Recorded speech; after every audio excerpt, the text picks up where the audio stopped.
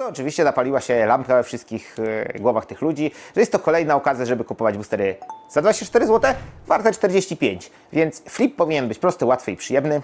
No i ludzie rzucili się do tych żabek i wtedy przeżyli autentyczny szok.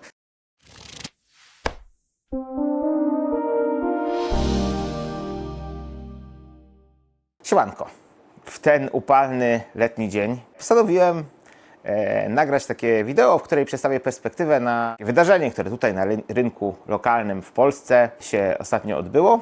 Było związane z przedrukiem masowym na dość dużą skalę dodatku pokemonowego, bardzo pożądanego, Destined Rivals. Mało ludzi, mam wrażenie, w ogóle wyciągnęło lekcję z tego, ponieważ to, co się dzieje teraz, co się wydarzyło w okolicy tego przedruku Destined Rivals, no to nie jest absolutnie nic szokującego, ale właśnie jest takim mocnym dowodem, który potwierdza tezę, że na tym rynku, w tym świecie sytuacje po prostu zataczają pewne kręgi, pewne schematy się powtarzają i koniec końców najlepiej wychodzą najbardziej cierpliwi i tacy, którzy mają już trochę doświadczenia i ten rynek byli w stanie zaobserwować. W Polsce pojawia się sporo produktu. Jeśli chodzi już o takie surowe ilości trafiające na rynek i nasycenie tego rynku produktem, no to wydaje mi się, że w Polsce nie mamy jak najbardziej na co narzekać. No i taką akcją, na którą wszyscy czekali, był wreszcie ten legendarny przedruk Destined Rivals. W dodatku, który na premierę był może jeszcze do kupienia w jakichś sensownych cenach. 900 zł za box. Wydaje mi się, że w momencie premiery oczywiście była to cena skandaliczna dla wielu ludzi, no ale to już jest zrozumiała melodyjka, którą odgrywamy sobie co jakiś czas. Z Prismaticiem, o którym dużo na kanale opowiadamy, sytuacja miała się podobnie. 400 zł było ceną skandaliczną, a teraz 800 zł jest ceną fenomenalną i no-brainerem, czy to inwestycyjnym, czy kolekcjonerskim do otwierania. Podobnie było z Destined Rivals. Cena 900 zł za box była ceną absolutnie skandaliczną, no a potem już 1250 były określane jako ceny dobre, a wraz z drenowaniem tego produktu z rynku oczywiście przychodziły kolejne releasy. O Destined Rivals dużo ludzi już zapomniało, duży hype kręci się przed 30. No to taki pojedynczy booster Destined Rivals zaczynał dobijać do 45-50 zł. I tak, oczywiście, dużo ludzi powie, że to jest horrendalna cena i nigdy za coś takiego by tyle nie zapłacili. I to też jest prawda poniekąd i ja się z tym jak najbardziej zgadzam, nie ma co tu dyskutować, ale prawda jest taka, że generalnie w świecie karcianym, kiedy tak jak my na przykład w Card Horizon operujemy różnymi paczkami, dostarczamy do naszych klientów w Polsce, za granicą, również w sklepie stacjonarnym, to mamy w głowie mniej więcej przeliczniki, jaki booster można liczyć w jakiej cenie, na przykład kupując towar z rynku wtórnego, licząc wartość, nie wiem, Cynthia z Garchompa na przykład, gdzie te boostery Destined Rivals się pojawiały, no to można było liczyć takie 45-50 zł za booster. No i co się wydarzyło? Reprint na ogromną skalę do Polski trafił bezpośrednio do sklepów Żabka, czyli sklepów, które znajdują się praktycznie na każdym polskim rogu, w dużych miejscowościach, małych, na wsiach. Absolutnie wszędzie są te żabki i wszystkie żabki równo dostały po boksie otwartym, i to jest bardzo istotnie, boksie otwartym z boosterami Destined Rivals. Cena za taki booster była 24 zł, co oczywiście spowodowało najpierw gigantyczny szok i ekscytację, że po pierwsze ten produkt wreszcie trafił, można go pootwierać, po drugie w przystępnych cenach, a po trzecie dostępny tak naprawdę dla każdego człowieka, no bo każdy, kto znajduje się w Polsce, żabkę ma pod nosem i jeśli tylko wybrał się w ten dzień, kiedy były te ogłoszenia, większa szansa, że te boosterki był w stanie sobie zdobyć, otworzyć i super. Natomiast oczywiście rynek nie składa się tylko i wyłącznie z ludzi, którzy kupują te karty dla siebie, ale oczywiście bardzo wielu handlarzy po prostu. Niektórych takich handlarzy, którzy handlują od 5 minut, bo przeczytali w internecie coś na temat Pokemonów. No i oczywiście takich skalperów, którzy nawet do końca nie wiedzą, co kupują. I w momencie, kiedy pojawiła się informacja o tym, że Żabka te boostery dostanie, to oczywiście zapaliła się lampka we wszystkich głowach tych ludzi, że jest to kolejna okazja, żeby kupować boostery za 24 zł, warte 45. Więc flip powinien być prosty, łatwy i przyjemny. No i ludzie rzucili się do tych żabek, kupując te boostery.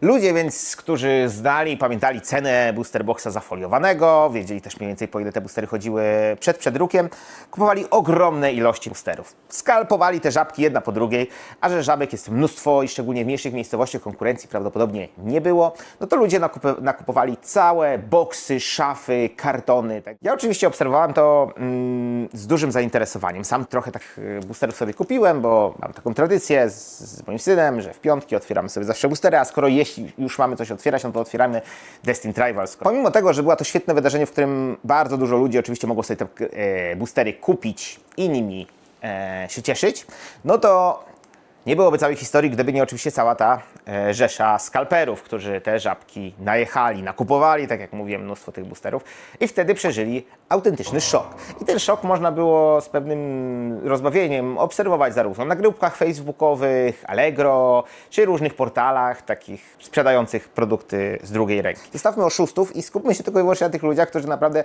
kupili ten towar na flip. Kupili go za 24 zł i zgodnie z strategią, którą stosowali wcześniej przy okazji Prismatica czy innych setów, te boostery oczywiście poleciały od razu na sprzedaż. 45 zł to była taka cena, którą pewnie spodziewali się dostać, 40 taka, za którą byli gotowi to dostać. No ale jak sprzedać boostery za 40 zł, jeśli one wszędzie leżą po 24? To jest po prostu fizycznie niemożliwe, przynajmniej w pierwszych dniach.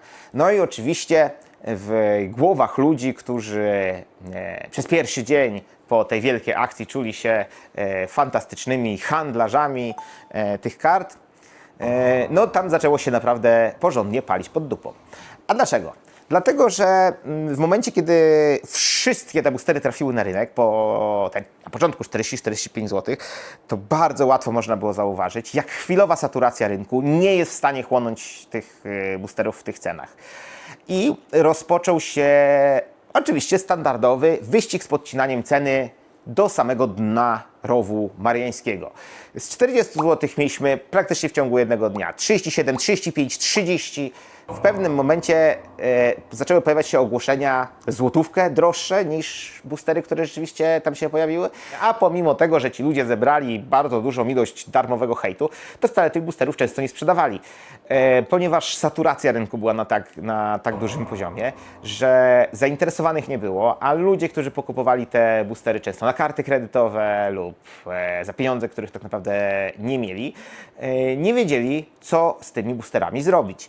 Oczywiście pojawiło się ogromna ilość boosterów na Kartmarkecie, boosterów luźnych z Polski, a nawet trochę cwaniaczków wrzucało unsleeved booster boxy w kategorię booster boxów. No i tak samo jak na grupkach czy polskich portalach sprzedażowych, również rozpoczął się wyścig w dół. I cena w pewnym momencie na Kartmarkecie tąpnęła o 20% pojedynczego boostera właśnie ze względu na ogromną podaż, która została wysypana i taka, która nie była w stanie zostać wchłonięta. Ludzie, którzy ten towar trzymali, nie byli w stanie wytrzymać tak naprawdę nawet kilku dni, a już na pewno kilku tygodni na to, żeby ten towar w jakiś atrakcyjny sposób spieniężyć. Dlaczego? Bo nie mieli jednego pojęcia, co posiadają. No, nikt nie wie tak naprawdę, czym jest ten booster Destined Rivals, chyba że ktoś jest kolekcjonerem. Takich rzeczy zazwyczaj ci fliperzy, którzy flipują produktem pokemonowym, żeby zarobić sobie na buty, nie wiedzą. No i z ich perspektywy oni zrobili deal życia, kupując boostery po 24, warte 45, nagle nie są w stanie ich sprzedać za 25. No to jest koszmarna sytuacja.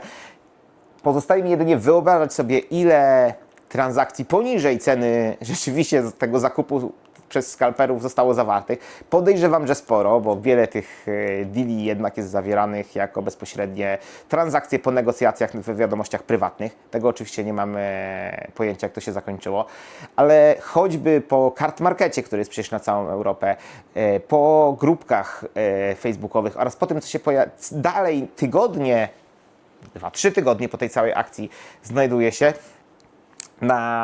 w internecie, no to wszystko pokazuje to, że w Pokemonach stare schematy lubią się powtarzać, a ta sama melodia lubi być wygrywana ponownie. Nawet w erze w Sword and Shield mieliśmy bardzo podobne sytuacje. Fusion Strike, Chilling Rain, no to były Silver Tempest, to były boksy, które dostawały ogromne przedruki, pomimo tego, że były początkowo lubiane i znajdowały się tam tak samo jak Destined Rivals, chyba nie ma wątpliwości, że jest to świetny set, super karty, ale właśnie ta gigantyczna podaż wpadająca na rynek powodowała nie tylko jego nasycenie, ale też panikę ludzi, którzy ten towar posiadali w rękach i nie za bardzo wiedzieli, co z nim zrobić. Ponieważ tego produktu nie było nadpodaży od bardzo dawna, niektórzy mogli już totalnie zapomnieć, co się dzieje podczas dużego agresywnego przedruku i jak może to wpłynąć na ceny i co się z tymi cenami dzieje w krótkim i w średnim okresie. No i bardzo dużo ludzi do dziś może być bardzo zaskoczonych, co się stało z ceną Destined Rivals w Polsce i w Europie. Ale nie miejmy wątpliwości. Takie rzeczy zazwyczaj są krótkoterminowe. Chyba że wpada bardzo duża ilość produktu, który w danym momencie, na którego w danym momencie w ogóle nie ma zainteresowania. Gdyby zamiast Destined Rivals pojawił się Journey Together albo Paradox Rift, tam moglibyśmy zobaczyć zjazd ceny boksa bardzo agresywny na dłuższy czas. Głównie dlatego, że te sety nie mają aż tak dużo organicznego popytu. W przypadku Rivalsów nie łudźmy się. Cena tych boosterów wróci do swojego poziomu i będzie pewnie szybować. Ale dla tych, którzy chcieliby już teraz zapchać tym szafy, licząc, że jest to tylko i wyłącznie drukarnia pieniędzy, nic bardziej mylnego. Ten set będzie jeszcze, tak jak wiele innych setów, przez jakiś czas w druku. Przez rok, półtora możemy takich, a nawet większych reprintów zobaczyć jeszcze więcej. Trzeba pamiętać o tym w momencie, kiedy bawimy się w jakąś spekulację, szukamy tego mitycznego dołka, próbując kupić coś w absolutnie najniższej cenie, ale tak samo jak często tutaj powtarzamy na Card Horizon, w momencie, w którym booster boxy szczególnie, ale też dodatki znajdują się w aktywnym druku, z cenami mogą dziać się naprawdę różne rzeczy. W przypadku braku podaży ta cena jeszcze w momencie druku może bardzo mocno poszybować do góry.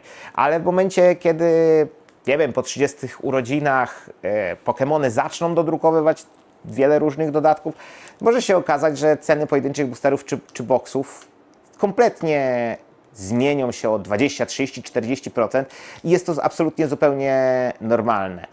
To są zupełnie inne sytuacje niż stare boxy przetrzymane przez ludzi na wiele lat po okresie printu, bo właśnie w takich boxach najczęściej ujawniają się te anomalie rynku pokemonowego, jego płytkość, jego zachowanie w długim okresie inwestycyjnym, ale nie oszukujmy się, Silver Tempest, Brilliant Stars, nic dzisiaj nikogo nie interesuje. Ludzi interesuje Ascended Heroes, ludzi interesuje Destined Rivals i takie sytuacje będą się powtarzać. Mnie szczerze mówiąc ta historia bardzo bawi. Jestem ciekawy, jak wy ją odbieracie, jak to wyglądało w waszych miejscach, czy takie boostery w ogromnych ilościach również się pojawiały i potrafiły powodować takie krótkoterminowe anomalie. Koniecznie dajcie nam znać w komentarzach. A dla naszych polskich widzów szczególne zaproszenie do Warszawy, do naszego sklepu stacjonarnego na Madalińskiego 21 w Warszawie.